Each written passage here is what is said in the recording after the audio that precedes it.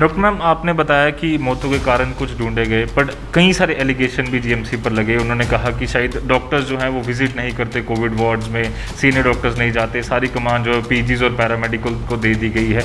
क्या कितनी सच्चाई है इन एलिगेशंस में और किस तरह से आप इस पर रिस्पॉन्ड करें? मैं इसको बिल्कुल अनैतिकता समझूंगी कि अगर ऐसा उन्होंने सोचा बिल्कुल भी। दूसरा ये, जिस तरह से आपने मीडिया की बात की, पीछे कई सारे एलिगेशन भी जीएमसी पर लगे कि मीडिया को जो है वो जीएमसी अंदर नहीं जाने दिया जा रहा है, उनको मना किया जा रहा है, रोका जा रहा है गार्ड्स द्वारा।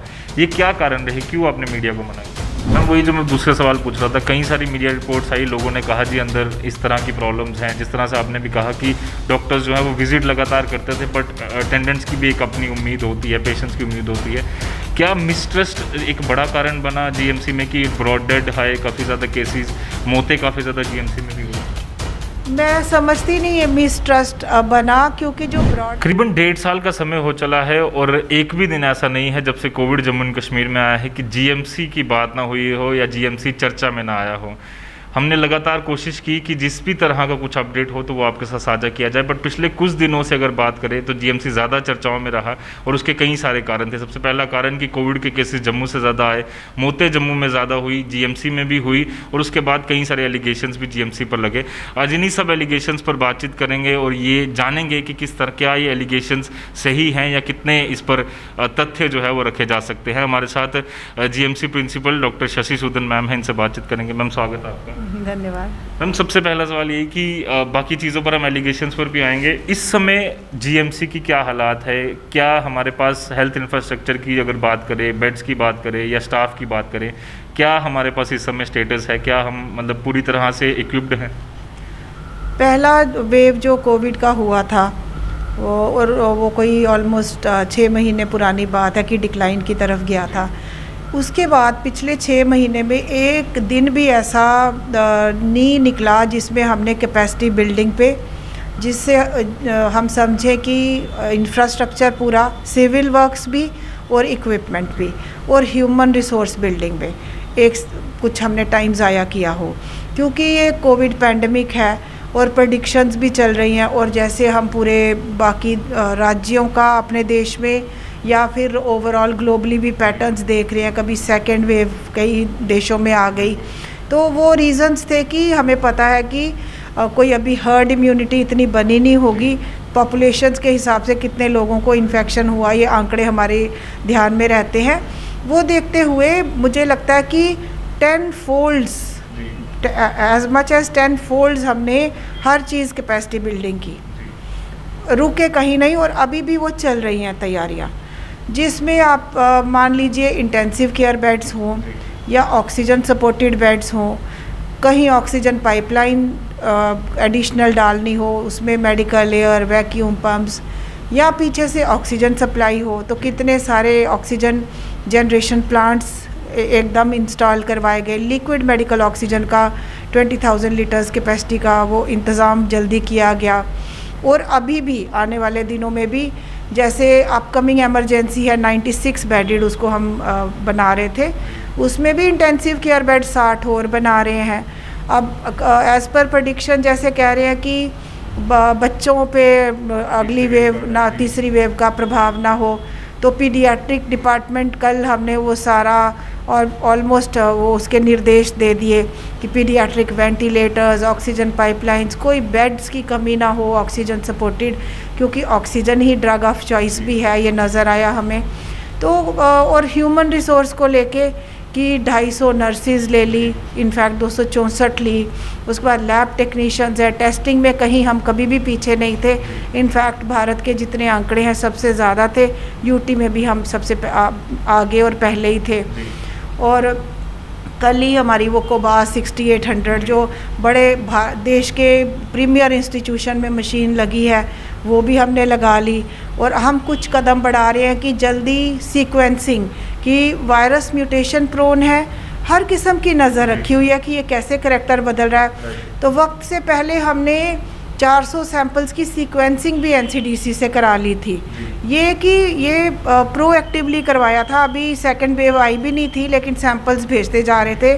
और जैसे सेकंड रिसर्जेंस हुई, वेव आई, उसके पर्टिकुलर फीचर्स थे कि परिवारों के परिवार इकट्ठे बीमार हो गए, जिससे समझ आया कि काफ़ी ट्रांसमिसिबल स्ट्रेन कोई आया है। और जब हमने ऑब्ज़र्व किया लॉकडाउन से समझो 2 दिन पहले कि सडनली एडमिशन्स डबल हो गई हैं, मोर देन डबल हॉस्पिटल में, और सारे के सारे मरीज़ ज़्यादा बीमार हैं। 100% ही मरीज़ ऑक्सीजन सपोर्ट मांग रहे थे। और एक और बड़ी अलार्मिंग ऑब्जर्वेशन थी कि 19 से 20% लोग ब्रॉड डेड घरों में ही मर गए। तो कुछ डिज़ीज़ ने क्लिनिकल पैटर्न चेंज किया था, कुछ बदलाव हुआ था कि बीमार भी ज़्यादा हो रहे हैं और मतलब नंबर्स में भी, और डिज़ीज़ सीवियरिटी भी ज़्यादा है, डेथ्स भी ज़्यादा हो रही है। तो जनता में भी काफ़ी परेशानी हुई होगी, वो एक नॉर्मल बात है। और शुरू में उन्होंने शायद ऐसा भी सोचा कि जम्मू में डेथ्स ज़्यादा होने की क्या वजह है, और बड़ी जल्दी ही एनसीडीसी से ये रिपोर्ट भी आ गई कि महाराष्ट्र में, गुजरात में, उत्तराखंड में, छत्तीसगढ़ में, दिल्ली में जो स्ट्रेन, एक वेरिएंट ऑफ कंसर्न, इसका नाम इंडियन स्ट्रेन, डबल म्यूटेशन इसमें है, वो हमारे जम्मू रीजन में काफ़ी पाया गया। तो बिल्कुल बात समझ में आ गई कि कारण क्या है। ऐसा वायरस शायद जम्मू में ट्रैवलर्स ज़्यादा हैं, जब रोज़ हम देखते हैं तो जम्मू के ट्रैवलर्स काफ़ी ज़्यादा हैं कंपेयर टू कश्मीर, वैष्णो देवी यात्रा की वजह से, या पंजाब के साथ। तो पंजाब में भी कुछ ऐसी ही मौतें हुई थी, यही पैटर्न रहा था, वो भी वजह रही होगी।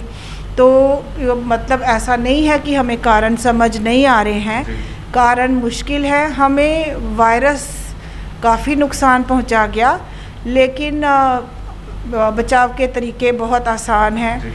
हमारी डिस्कशन से ये निकलना चाहिए, मेरे को लगता है जनता समझ जानी चाहिए कि कंट्रोल उनके हाथ में है, उनके हाथ में कंट्रोल है। कोविड अप्रोप्रिएट बिहेवियर, जिसमें मास्क कभी नहीं खोलना है, मैंडेटरी है, और उनको नाक और मुंह पे मास्क हमेशा होना चाहिए। और खाने पीने के टाइम जब खोलना है, मैं तो समझती हूँ कि 2 या 2 से ज़्यादा लोग इकट्ठे बैठ के खाने पीने भी नहीं चाहिए, और घर से बिना मतलब के निकलना ही नहीं चाहिए। 2 या 2 से ज़्यादा लोग इकट्ठे भी नहीं होने चाहिए। और हैंड सैनिटाइजेशन, हाथ इधर उधर लगाते हैं हम, या छींकते खांसते वक्त अगर संक्रमित हो जाते हैं हाथ, साबुन पानी से बार बार धोते रहना चाहिए। यानी ये वायरस हमारी पॉपुलेशन में, कम्युनिटी में इस्टेब्लिश्ड है, और इसको रोकने का एक ही तरीका है स्प्रेड को, कि ट्रांसमिशन चेन रोकें, एक से दूसरे में ना जाए। दूसरे से अगर एक से दूसरे में नहीं जाएगा तो उसी पेशेंट में ये वायरस और उसका स्ट्रेन वहीं ख़त्म हो जाएगा। जितना ज़्यादा ये फैल रहा है, जितने लोग संक्रमित हो रहे हैं, जितना पॉजिटिविटी रेट ज़्यादा है, उतने ही हर बॉडी में म्यूटेशंस के चांसेस बहुत हैं, उतने ही ज़्यादा म्यूटेंट्स बन भी रहे हैं। कल का आने वाला म्यूटेंट कैसा होगा, उसका ट्रांसमिशन कैसा होगा, उसका डिजीज़ पैटर्न कैसा होगा, वो किन लोगों को अटैक करेगा, किस एज ग्रुप को करेगा, किस में कितना नुकसान पहुंचाएगा, ये तो बातें समझ से बाहर हैं। अभी वक्त के साथ हमारे हाथ में है इसका रोकना, ट्रांसमिशन का रोकना। डॉक्टर मैम, आपने बताया कि मौतों के कारण कुछ ढूंढे गए, बट कई सारे एलिगेशन भी जीएमसी पर लगे। उन्होंने कहा कि शायद डॉक्टर्स जो हैं वो विजिट नहीं करते कोविड वार्ड्स में, सीनियर डॉक्टर्स नहीं जाते, सारी कमान जो है पीजीज और पैरामेडिकल को दे दी गई है। क्या कितनी सच्चाई है इन एलिगेशंस में, और किस तरह से आप इस पर रिस्पॉन्ड करें? मैं इसको बिल्कुल अनैतिकता समझूंगी कि अगर ऐसा उन्होंने सोचा। बिल्कुल भी हमारे डॉक्टर्स कंपैरिजन में सीनियर डॉक्टर्स, रेजिडेंट्स हमारे जो राउंड द क्लॉक 12-12 घंटे की ड्यूटी देते हैं, इसमें मेरे को ये भी बताना पड़ेगा कि हम अंडर स्टाफ्ड हैं। जितने रेजिडेंट्स होने चाहिए, जितने डॉक्टर्स होने चाहिए, ऑलमोस्ट आधे हैं उससे। और कई डॉक्टर्स ने भी इन्फेक्शन उनको भी हुआ। ऑलमोस्ट 40 to 50% हमारे हेल्थ केयर प्रोफेशनल्स ऑलरेडी हो चुके हैं कोविड से इन्फेक्ट। और उसके बावजूद उनमें कोई ऐसा कभी भी कोई मेरे को नज़र नहीं आया कि उन्होंने कहा हो कि हम ड्यूटी नहीं देंगे। आगे आके बढ़ चढ़ के उन्होंने उनका अथक प्रयास रहा है, और हमारे सीनियर्स डॉक्टर्स बिल्कुल जाते हैं। और एक टाइम था कि हमारे 900 मरीज़ दाखिल थे, हमारे लिमिटेड टीम्स डॉक्टर्स की एक पीपीई पहन के 4 से 6 घंटे तो राउंड में ही लग जाते थे। और ऐसा है कि पीपी पहन के उनको लगता हो कि ये सीनियर है या जूनियर, ये कुछ कह नहीं सकते कि वो क्या हिसाब लगाते हैं। और अगर एक मरीज़ की ऐसी उम्मीद रहती है कि उसके पास डॉक्टर दिन में 10 या 15 या ज़्यादा बार आए, वो एक्सपेक्टेशन गलत होगी। अगर आप मैंने बहुत सारे जब भी कोई SOPs बनाते हैं तो हम राय लेते हैं, मशवरा करते हैं। आजकल वेबिनार्स कर रहे हैं, जो बेस्ट परफॉर्मिंग इंस्टीट्यूशंस हैं जो उनके साथ भी कि वो क्या उनकी SOPs हैं, ताकि हम भी किसी तरीके से पिछड़े ना रह जाएं। तो मेरे को लगता है कि इतनी तसल्ली है कि जब मैं बता रही हूँ कि 20% लोग ब्रॉड डेड थे इस इंस्टीट्यूशन में, ये रेफरेंस इंस्टीट्यूशन है। जब भी कोई पेरिफेरी के इंस्टीट्यूशन में ज़्यादा बीमार होने लगता है या इवन प्राइवेट इंस्टीट्यूशन से भी जब ज़्यादा बीमार है, तो लोगों का विश्वास ही था कि उन्होंने जम्मू आके अपना ट्रीटमेंट GMC में आके कराना बेहतर समझा। और काफ़ी सक्सेस स्टोरीज़ हैं। वो काफ़ी, जब 100% ही लोग इस वेव में इतने बीमार थे कि ऑक्सीजन चाहिए थी, और हम भी इस पैंडमिक में सेकेंड वेव में हर मरीज़ को एक ऑक्सीजन सपोर्टेड बेड दे पाए, ये हमारे लिए एक तसल्ली की बात है। और आगे भी हमारी तैयारियां बढ़ती जा रही हैं दिन प्रतिदिन। ये कहना गलत होगा कि डॉक्टरों ने या नर्सिस ने या पैरामेडिक्स ने कुछ अपनी तरफ से कमी रखी।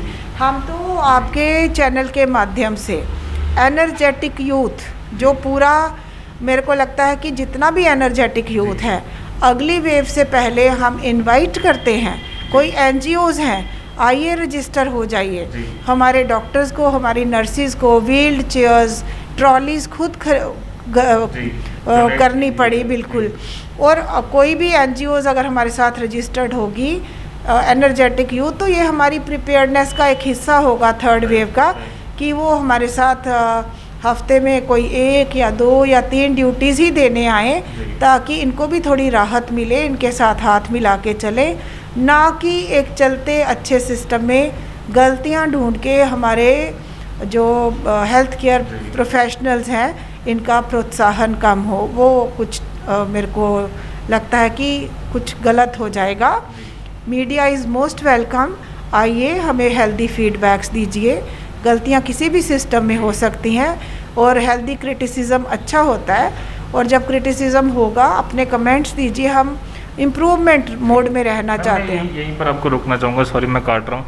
यहाँ पर जिस तरह से आपने कहा, 2 चीज़ें यहाँ पर मैं पूछना चाहूँगा। एक तो कहा आपने ब्रॉड डेड काफ़ी ज़्यादा केसेस आए, क्या इसकी वजह ये रही कि लोगों में एक मिसट्रस्ट बना GMC को लेकर?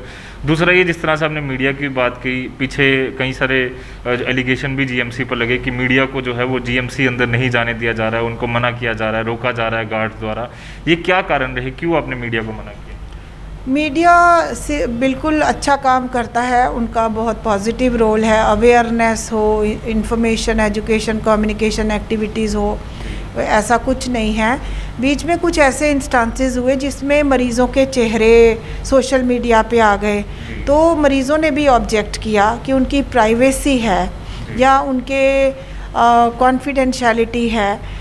तो कोई मरीज़ ये भी नहीं चाहता कि वो लेटा हुआ है बीमार तो उसकी फ़ोटो बाहर आ जाए। या मॉर्चरी में कुछ मीडिया कर्मी चले गए अंदर, जो SOPs के हिसाब से गलत था, जिन्होंने PP खुद भी नहीं पहना था। तो जब ये साइंटिफिक बातें हैं, कोविड अप्रोप्रिएट बिहेवियर या ये वायरस की जो जानकारी है, जहाँ PP कब पहनना है, डेड बॉडी जब ले जानी है पहनना है या नहीं पहनना है, या डेड बॉडी वायरस शेड करती है कि नहीं करती। तो मैं खुद माइक्रोबायोलॉजिस्ट हूँ, और हमने जब अपनी लेबॉर्ट्री में भी काम किया था, तो 6 महीने हमारा एक भी लेबॉर्ट्री पर्सन जो टेस्टिंग करता था इन्फेक्ट नहीं हुआ था। कि हमें अपने हर इंसान को अपने बचाव के तरीके पता होने चाहिए, लेकिन हमारे जो दाखिल है उनकी प्राइवेसी और कॉन्फिडेंशियलिटी भी हमारी प्रोफेशनल जिम्मेवारी होती है। तो ये एक छोटा सा, मीडिया बिल्कुल वेलकम है, हमारे प्रेमिसेस में बातचीत कर सकते हैं, आ सकते हैं अंदर, लेकिन मरीज़ों को वो अंदर वीडियोग्राफी हो जाए या इलाज के दौरान, तो मरीज़ भी कोई ये पसंद नहीं करता कि उनकी फ़ोटो ऐसे बीमारी की हालत में बाहर आ जाए। या तो इस वजह से ये एक स्टेप लिया गया था। मरीज़ की ही बेहतरी और उसकी मानसिकता को हम एक पॉजिटिव मोड में रखें, उसकी कॉन्फिडेंशियलिटी के लिए ऐसा सोचा गया था। मैम वही जो मैं दूसरा सवाल पूछ रहा था, कई सारी मीडिया रिपोर्ट्स आई, लोगों ने कहा जी अंदर इस तरह की प्रॉब्लम्स हैं, जिस तरह से आपने भी कहा कि डॉक्टर्स जो है वो विजिट लगातार करते थे, बट अटेंडेंट्स की भी एक अपनी उम्मीद होती है, पेशेंट्स की उम्मीद होती है। क्या मिसट्रस्ट एक बड़ा कारण बना जीएमसी में कि ब्रॉड डेड है, काफ़ी ज़्यादा केसेस, मौतें काफ़ी ज़्यादा जीएमसी में भी हुई? मैं समझती नहीं है मिसट्रस्ट बना, क्योंकि जो ब्रॉड डेड थे वो उनकी क्योंकि जब ये इस कोविड में सैचुरेशन फॉल करती है तो उसको मरीज़ को पता ही नहीं चलता। छठे, सातवें, आठवें दिन के बाद बॉडी रिस्पॉन्ड करती है। कोई बॉडीज़ एबरेंटली या एग्जैजरेटेड रिस्पॉन्स होता है तो डैमेज शुरू हो जाता है लंग्स में। वो इम्यून डिसरेगुलेशन होती है कि वायरस तो रहा अंदर लंग्स में 7 दिन, अब उसके बाद बॉडी का रिस्पॉन्स शुरू हुआ। तो जब ये डिजीज़ प्रोसेस सेट इन होता है तो बड़ा फास्ट प्रोग्रेस करता है। और मगर मरीज़ को हैप्पी हाइपोक्सिया बोलते हैं कि मरीज़ को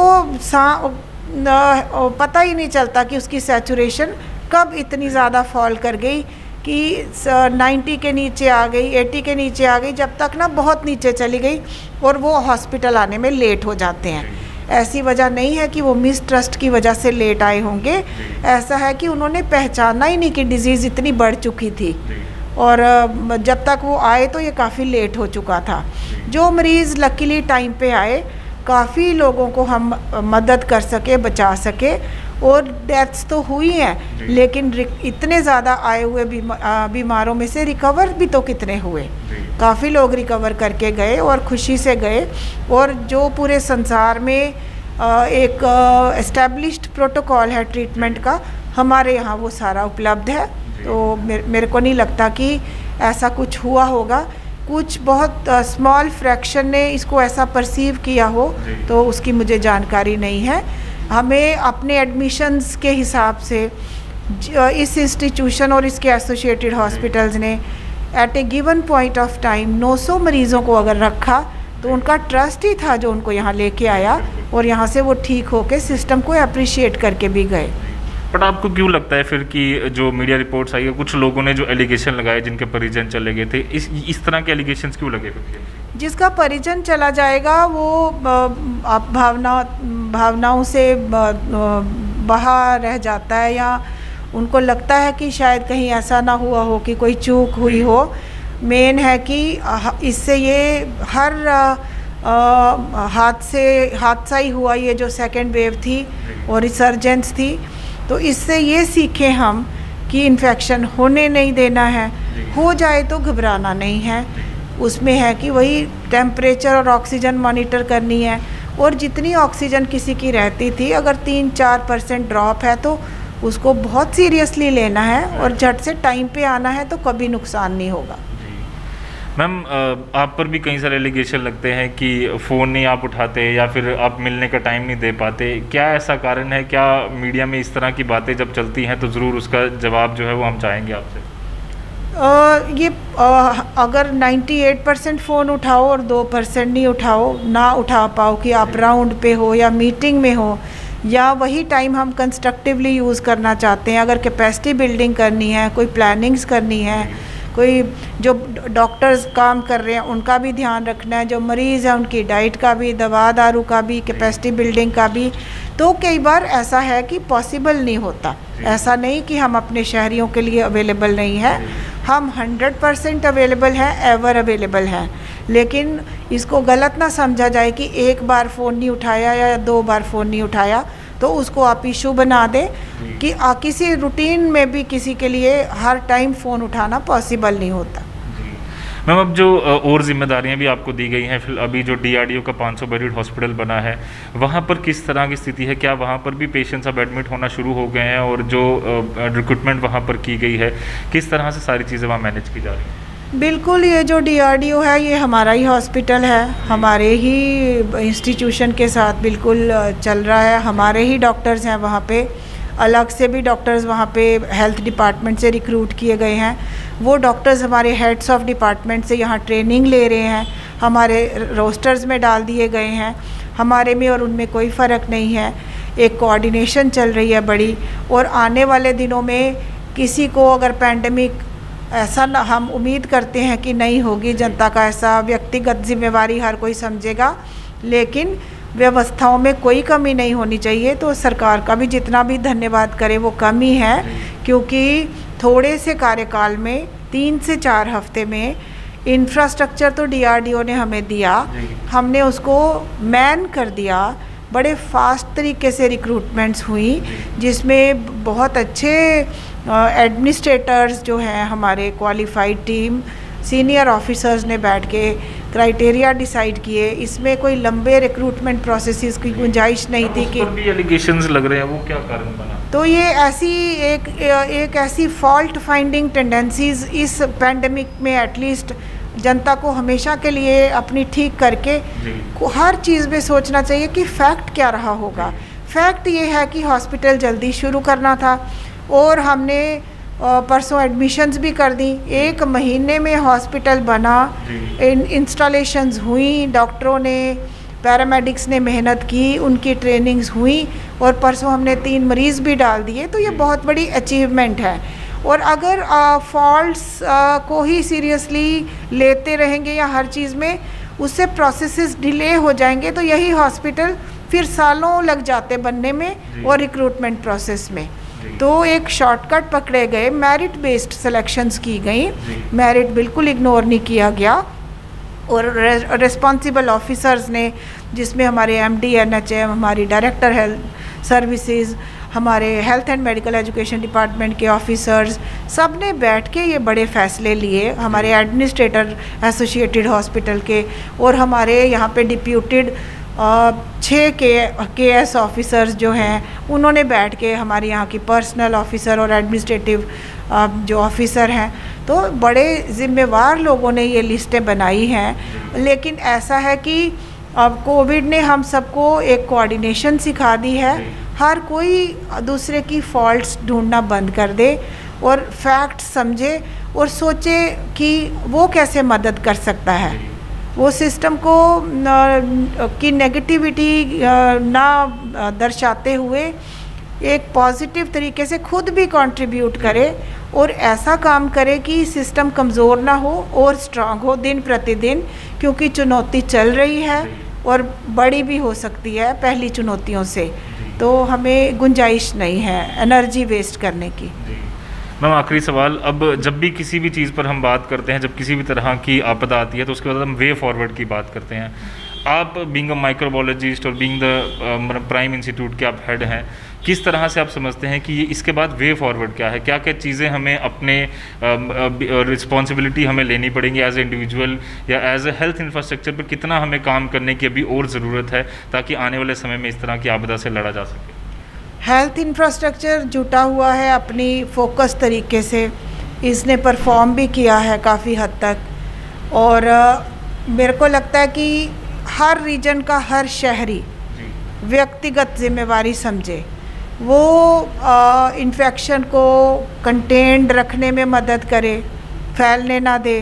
और अगर हो जाए इन्फेक्शन तो भी उसकी ज़िम्मेवारी है, अपने सगे संबंधियों का अच्छा ध्यान रखना भी सामाजिक जिम्मेवारी है कि घर में कोई इन्फेक्टेड है, बुज़ुर्ग है, ऐसी नौबत क्यों आए कि वो हॉस्पिटल आने में लेट हो जाए। टाइम पे लाइए उनको, अच्छे से क्लोजली मॉनिटर करके, वॉच करके, और बिल्कुल हमारी जो यहाँ की सुविधाएं हैं उनका पूर्ण लाभ लें। और अगर कोई कमियां हैं तो ज़रूर हमें टाइम पे बताएं, और उसके लिए हम हमेशा अवेलेबल हैं। हमें लिख सकते हैं, हमें मिल सकते हैं, या फिर मीडिया भी हमेशा वेलकम है। बहुत अच्छे से अपना पॉजिटिव रोल करे, इसकी बहुत ज़रूरत है ताकि लोगों का विश्वास एक दूसरे पे बढ़ चढ़कर हो और सिस्टम कोऑर्डिनेटेड हो। Thank you so much ma'am हमसे पूरी बातचीत के लिए।